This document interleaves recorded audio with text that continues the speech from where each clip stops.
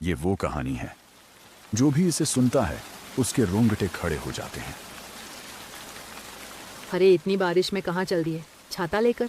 अरे बस रामू की टपरी पर जा रहा हूँ। घर में बैठे बैठे मन अजीब सा हो रहा है। कम से कम आज तो मत जाइए, आज अमावस की रात है। अमावस की रात है? हाँ मुझे मालूम है। तो ये भी याद होगा 30 साल पहले आपके साथ क्या हुआ था। अरे हाँ हाँ सावित्री, मुझे अच्छे से याद है। मैं बस यहीं जा रहा हूँ, गांव के बाहर नहीं जा रहा। नहीं, आज मत जाइए, मेरा जी घबरा रहा है। एक तो अमावस की रात, ऊपर से आपकी तबीयत भी खराब है। अरे सावित्री तुम भी ना, तुम फिक्र मत करो, 2 घंटे में आ जाऊंगा। ठीक है, जा रहे हैं तो जल्दी आ जाइएगा। अरे सावित्री तुम भी ना, तुम फिक्र मत करो, 2 घंटे में आ जाऊंगा। रमेश चाचा चाय की टपरी पर जाने के लिए अंदर ही अंदर बेचैन हो रहे थे, लेकिन उनकी पत्नी को बिल्कुल भी पसंद नहीं था कि वह आज की रात कहीं बाहर जाए। फिर भी रमेश चाचा जैसे तैसे अपनी पत्नी को समझाकर चाय की टपरी की ओर निकल पड़े, जहां उनके कुछ साथी उनका इंतजार कर रहे थे। भले ही उम्र में वे उनसे छोटे थे, फिर भी रमेश चाचा उन्हीं के साथ उठना बैठना पसंद करते थे। ये वही है जो चाचा का आने का काफी देर से इंतजार कर रहे हैं। अरे यार, चाचा कहाँ रह गए? उनके बिना तो आजकल अकेले बैठने में मज़ा ही नहीं आता। सही कहा महेश, इस समय तक तो चाचा आ जाते हैं, आज पता नहीं कहाँ रह गए। एक काम करते हैं, उनके घर ही चलते हैं। मैं नहीं जा रहा। पिछली बार याद है ना क्या हुआ था, उनकी बीवी कितना गुस्सा कर रही थी। सही कहा भाई, लगता है आज चाचा के बिना ही बैठना पड़ेगा। दोनों रमेश चाचा का इंतजार कर रहे थे। तभी कुछ देर बाद रमेश चाचा आते हुए दिखाई दिए। वो देख, चाचा आ गए। अरे हाँ, ये तो रमेश चाचा हैं। अरे चाचा, हम दोनों को तो लगा था कि आप आओगे ही नहीं। हाँ चाचा, आपके ही बारे में बात चल रही थी अभी। अरे बारिश की वजह से लेट हो गया। कोई नहीं चाचा, आप बैठिए। आप जैसे ही आते हो अलग ही माहौल बन जाता है। महेश चाचा वहां बैठते हैं और बातों का सिलसिला शुरू हो जाता है। चाय की टपरी पर अचानक माहौल शांत हो गया। सभी की नजरें रमेश चाचा पर टिक गईं और बारिश की आवाज के बीच उनकी कहानी शुरू होने ही वाली थी। आज किसकी बारी है कहानी सुनाने की? भूल गए चाचा, आज रविवार है, आज कहानी आप सुनाओगे। अच्छा, आज मेरी बारी है क्या? दरअसल आजकल दिमाग काम नहीं कर रहा है। कोई नहीं चाचा, सुनाओ सुनाओ, आज तो अलग ही माहौल है। हाँ हाँ, सुनाता हूँ। ये कहानी उस समय की है जब मेरी उम्र करीब 17 साल की थी। उस दौर में मुझे चिकन मटन खाना बहुत पसंद था। मेरी माँ दूसरे कमरे में सो रही थीं और शाम के करीब 6 बज रहे थे। माँ, उठो, मुझे भूख लगी है। माँ की नींद खुलती है। क्या हुआ बेटा? माँ, बहुत तेज भूख लग रही है। अच्छा रुक, कुछ बनाती हूँ खाने को। अरे माँ, आज मेरा मन सब्जी रोटी खाने का नहीं है, आज चिकन बना दो। बेटा आज तो अमावस की रात है, आज के दिन मांस नहीं खाते। आज ही मन कर रहा है खाने का, बना दो ना। अरे बेटा कल खा लेना, आज रात को बाहर नहीं निकलते मांस लेने। माँ, मेरे स्कूल में कहते हैं ये सब अंधविश्वास होता है। अच्छा, तुझे बड़ा पता है। माँ, बनाओ, वरना आज मैं खाना नहीं खाऊंगा। ठीक है, जल्दी जा और जल्दी आ जाना। रुक, पैसे देती हूँ। रहने दो, मेरे पास पैसे हैं। ठीक है, और पहले कह देती हूँ, रास्ते में कहीं रुक मत जाना, जल्दी जा और जल्दी आ। ठीक है माँ। माँ के मानते ही मैं बहुत खुश हो गया और खुशी खुशी निकल पड़ा। लेकिन मुझे क्या पता था कि मेरे साथ कुछ ऐसा होने वाला है। फरवरी का महीना था, हल्की हल्की ठंड पड़ रही थी और सर्दियां खत्म हो को थीं। मैं गांव के रास्ते से चलता जा रहा था, ठंडी हवा चल रही थी। तभी रास्ते में मेरे स्कूल का एक साथी दिखाई दिया। उसे देखकर मैं रुक गया। अरे महेश, तू कहाँ जा रहा है शाम को? अरे कुछ नहीं विवेक यार, बस आज चिकन खाने का मन कर गया है, लेने जा रहा हूँ। वाह भाई वाह, अपने भाई को नहीं खिलाएगा क्या? अरे भाई, कैसी बात कर रहा है, घर चल खिलाता हूँ। अरे ना भाई ना, मैं तो मजाक कर रहा था। अरे हाँ भाई, तू स्कूल क्यों नहीं आया था आज? अरे यार, आज खेतों में कुछ काम था, पापा किसी काम से बाहर गए हैं। अच्छा भाई। कल आऊंगा भाई। हाँ भाई, कल आ जियो। कल सभी बच्चों का आना जरूरी है। कल क्या है? भाई कल सर टेस्ट लेंगे, कल आना जरूरी है। अच्छा भाई, मैंने तो कुछ पढ़ा ही नहीं है। अरे भाई, मैंने कौन सा कुछ पढ़ा है? बताना, किस चीज का टेस्ट लेंगे? मैं ये बात भूल गया था कि माँ मेरा घर पर इंतजार कर रही है। मैं विवेक के साथ बातों में लग गया और स्कूल के बारे में पूछने लगा।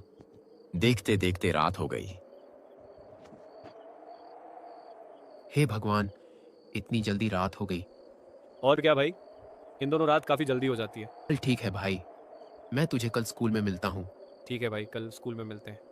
मैं वहां से जल्दी कसाई की दुकान की ओर निकला। चारों तरफ अंधेरा ही अंधेरा था।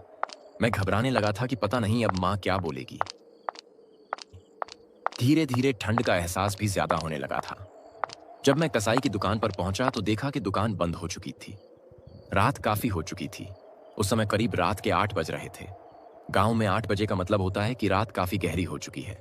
चारों तरफ अंधेरा ही अंधेरा था और मेरे हाथ में टॉर्च भी नहीं थी। अरे यार, अब तो दुकान भी बंद हो गई है। अब क्या करूं? मन भी खाने का कर रहा है। चारों तरफ अंधेरा ही अंधेरा था और मेरे हाथ में टॉर्च भी नहीं थी। एक काम करता हूँ, उसके घर ही चला जाता हूँ, पास में ही तो है। मैंने अपने कदम तेज कर दिए, लेकिन गांव के ये अंधेरे रास्ते अचानक और भी डरावने लगने लगे। जैसे ही मैं दुकान से दूरी बढ़ाने लगा, मुझे एक आवाज सुनाई दी। मैं उसके घर जाने लगा। मैं कई बार अपने पिताजी के साथ उसके घर आ चुका था जब दुकान बंद रहती थी, लेकिन आज पिताजी साथ नहीं थे और ऊपर से रात का समय था। मैंने हिम्मत करके उसके घर गया। मुझे समझ नहीं आ रहा था कि ये उसी का घर है या नहीं। एक पल के लिए ऐसा लगा कि कहीं ये किसी और का घर तो नहीं। फिर मैंने जैसे तैसे आवाज लगाई। कुछ देर बाद दुकान वाला चाचा बाहर निकल कर आए।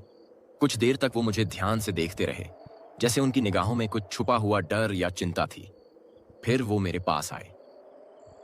क्या हुआ बेटा, इतनी रात को क्यों आवाज लगा रहे हो? मुझे चिकन चाहिए था।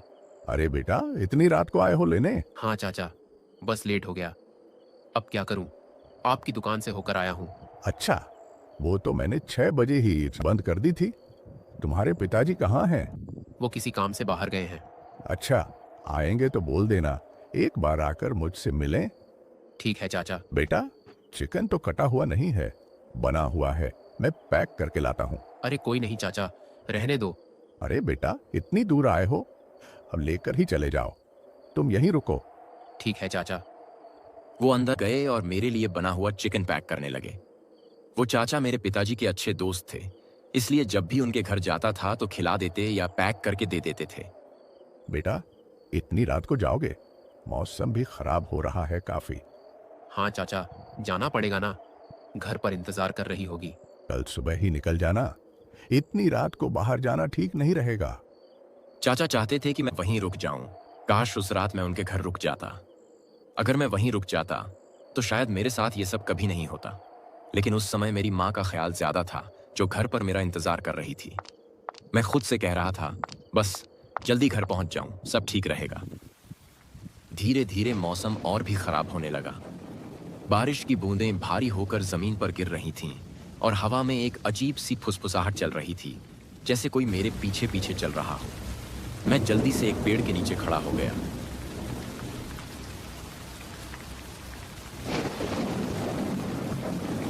हे राम, अब तो कीचड़ से सारे रास्ते खराब हो गए होंगे। अब घर के लिए दूसरे रास्ते से जाना पड़ेगा। मैं बारिश के रुकने का इंतजार करने लगा। अब मुझे समझ आ गया था कि घर पहुंचने में काफी समय लगने वाला है, क्योंकि बारिश में मेरे घर की तरफ जाने वाला रास्ता कीचड़ से भर जाता है। इसलिए हमें अक्सर दूसरा रास्ता अपनाना पड़ता था, जहां कीचड़ कम होता था।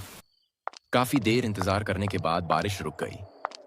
तब तक रात काफी हो चुकी थी। मुझे समय का अंदाजा नहीं था और गांव में सब अपने अपने घरों में थे। मेरे अंदर ही अंदर डर का एहसास बढ़ने लगा, मानो कुछ अनहोनी होने वाली हो। मेरा गला सूख गया, सांस तेज हो रही थी। तभी दूर कुएं की तरफ से किसी की कांपती आवाज आई। मुझे बचाओ, मेरी मदद करो, मैं यहां फंसा हुआ हूं। पहले तो मैंने सोचा कि वहां जाना ठीक नहीं होगा, लेकिन फिर लगा कि शायद कोई सच में मुसीबत में है। मैं धीरे धीरे कुएं की तरफ गया। जो नजारा मुझे वहां दिखा, उसने मेरे पैरों तले जमीन खिसका दी। बिना सिर का दानव कुएं के अंदर तैर रहा था। मेरी रूह कांप गई। मैं तुरंत वहां से भागा। जितनी तेज दौड़ सकता था दौड़ा। रात के अंधेरे में रास्ता कुछ भी साफ नहीं था, बस मैं भागता ही जा रहा था। भागते भागते मैं जंगल में पहुंच गया। ऐसा लग रहा था कि आज मेरी आखिरी रात है। वो दानव मेरे सामने आ गया। उसका सिर कटा हुआ था और उसकी निगाहें जैसे वो मेरी जान लेने के लिए तैयार हो। मैं तुरंत वहां से भागा। जितनी तेज दौड़ सकता था दौड़ा। रात के अंधेरे में रास्ता कुछ भी साफ नहीं था। वो दानव मेरे सामने आ गया। ये मांस मुझे दे दे, नहीं तो इसकी जगह तुझे चबा जाऊंगा। मैंने डर के मारे अपना टिफिन वहीं गिरा दिया और पूरी ताकत से घर की तरफ भागा। और जब मैं घर पहुंचा तो मैंने अपनी माँ को सारी बात बताई। ये सुनते ही माँ रोने लगी। उस दिन के बाद मैं कभी भी रात में मांस लेने नहीं गया। चाचा, आपकी किस्मत अच्छी थी उस रात। किस्मत का शुक्र है कि उस रात टिफिन मेरे हाथ में था, वरना शायद वही दानव मुझे ही खा जाता। अच्छा हुआ चाचा, आपने मुझे ये बात बता दी कि अमावस की रात को मांस नहीं खाते। ये बात कभी मत भूलना और अपने बच्चों को भी समझा देना। चाचा, क्या वो दानव अभी अपने गांव में है? आज तक मैं उस रास्ते पर रात में कभी नहीं जाता, ना ही उधर ज्यादा देर तक रुकता हूँ। चाचा, एक बार चलकर देख लें, क्या सच में वो चीज आज भी वहाँ मौजूद है? अरे नहीं नहीं, मरना है क्या? मैं उस तरफ नहीं जा रहा। चाचा चलिए ना, आज तो हम 3 हैं। दोनों जाने के लिए जिद करने लगे। चलो ठीक है, बारिश के छूटने का इंतजार करते हैं, फिर चलते हैं। सवाल यही था, क्या वो दानव सच में आज भी वहां मौजूद है? क्या वे उस दानव को देख पाएंगे? आगे क्या होगा, ये जानने के लिए आपको इसका दूसरा पार्ट देखना होगा। चैनल को सब्सक्राइब करें और कमेंट में नेक्स्ट पार्ट लिखें ताकि मैं इसका अगला हिस्सा बना सकूं।